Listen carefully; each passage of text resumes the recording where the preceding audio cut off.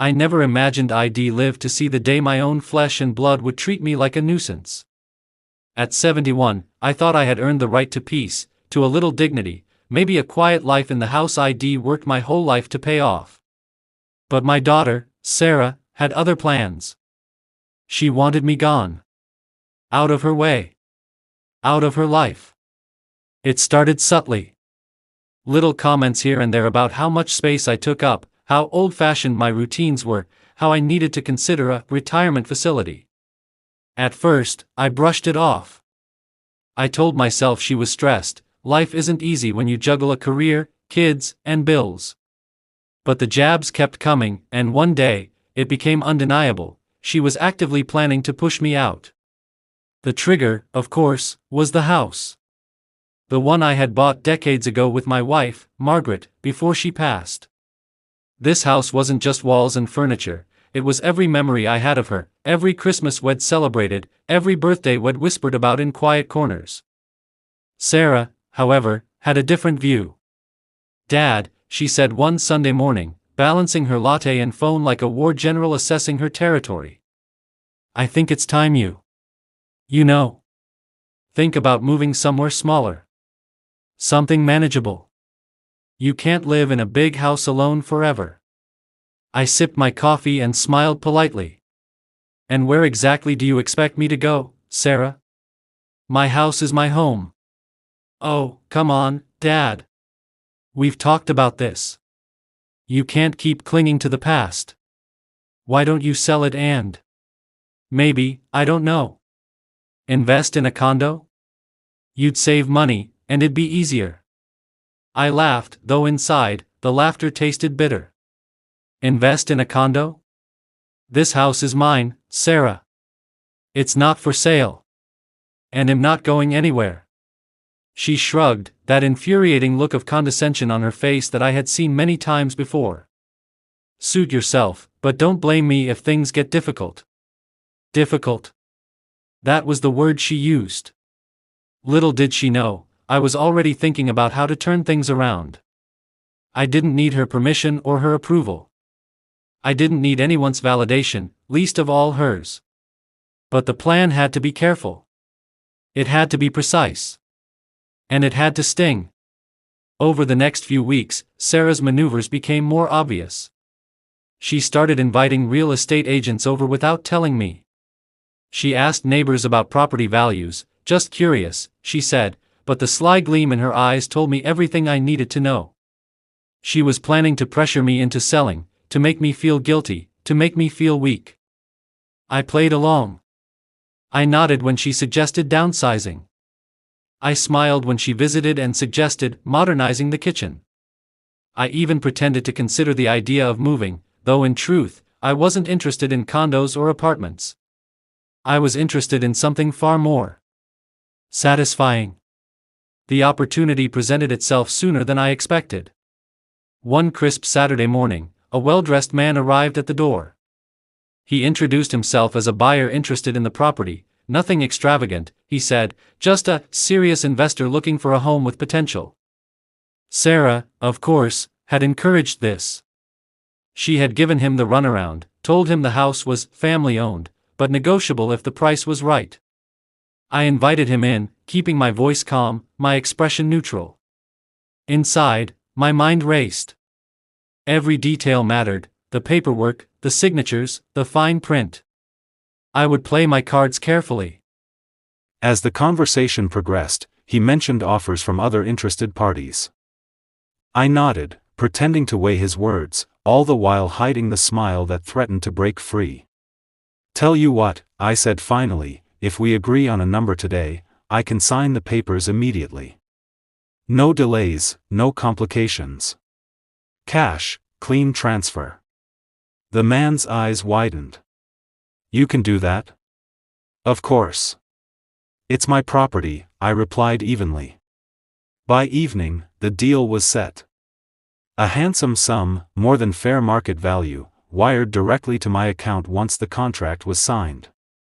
And that's when the real satisfaction began, because I hadn't just sold the house. I had sold the house she thought she could inherit without resistance. I had outmaneuvered the daughter who had believed she could push me aside with her charm and manipulation. The next Sunday, Sarah stopped by, expecting the usual polite resistance. She smiled, leaned against the kitchen counter, and said, "So, any thoughts about moving now?" I watched her eyes flicker as I handed her a copy of the sale contract. "Actually, Sarah," I said slowly, savoring every syllable, "the house is no longer mine. Sold it last week. Everything's final." Her face went pale. "What? What do you mean?" "The house," I said, keeping my tone calm, almost casual, "the one you thought you could pressure me into selling someday, the one full of memories you thought were yours to inherit. It's gone. Sold to a buyer who's paying cash. You won't be inheriting a thing." She stammered, trying to form words, but none came out. I let her panic simmer, because this was more than financial victory, it was emotional.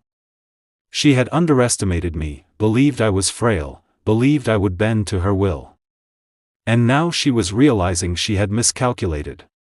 "Dad," she finally whispered, "you can't. You can't just do that. That house was mine, Sarah.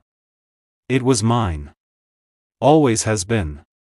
And you'll learn a valuable lesson: never underestimate the people you think are weak." Her silence was delicious, a mixture of shock, anger, and helplessness. I didn't need to say more. She got the message. But I didn't stop there. I had to make sure the lesson lingered. Over the next few weeks, I quietly invested part of the proceeds from the house sale into a little dream I had always carried with me: a small beach cabin on the coast, a place where I could finally breathe without interference, where my mornings wouldn't be filled with guilt trips and manipulation, where my evenings wouldn't echo with thinly veiled criticisms. Sarah called me one day, her voice tight. "So, the house is really gone?" "Yes," I said, sitting on my porch with a cup of coffee, the ocean breeze on my face. "Gone. And I've never felt freer in my life." She didn't respond for a long time. I knew she wanted to argue, to guilt me, to make me feel wrong for my choices. But I also knew that argument would change nothing. She couldn't reverse what I had done. She had lost her leverage. Weeks turned into months. Sarah eventually stopped bringing up the topic of my living situation. She no longer made veiled comments about downsizing or moving into a more practical place. I had claimed my autonomy back, and it was sweet, sweeter than any inheritance she had ever imagined. The truth is, revenge isn't always about anger. Sometimes, it's about reclaiming dignity. About showing those who doubt you that your worth isn't defined by their convenience or their expectations. At 71, I proved that age and frailty are illusions if your mind is sharp and your heart resolute. One afternoon, Sarah visited again, this time with a forced smile. "So, Dad, the cabin's nice, I hear?" "It is," I replied, genuinely. "Quiet, peaceful, mine. I don't have to answer to anyone, and I don't have to pretend to be anyone I'm not." She nodded, and I could see the lesson had sunk in, though pride wouldn't let her admit it. She had learned the hard way that her father was not a man to be pushed aside, not a man to be underestimated. I leaned back in my chair, listening to the waves crash against the shore, and realized something profound. Revenge, true revenge, isn't always about making someone suffer. Sometimes, it's about winning in the quietest, most personal way possible, reclaiming your life, your peace, your dignity. And in that, I had triumphed. From that day forward, I lived exactly as I pleased. I renovated the cabin slowly, indulged in hobbies I had long abandoned, and traveled to places I had dreamed of seeing with Margaret, carrying her memory with me instead of her absence weighing me down. Sarah would call from time to time, asking about the property I had once owned. And every time, I answered simply, "It's gone. I'm happy. That's all that matters."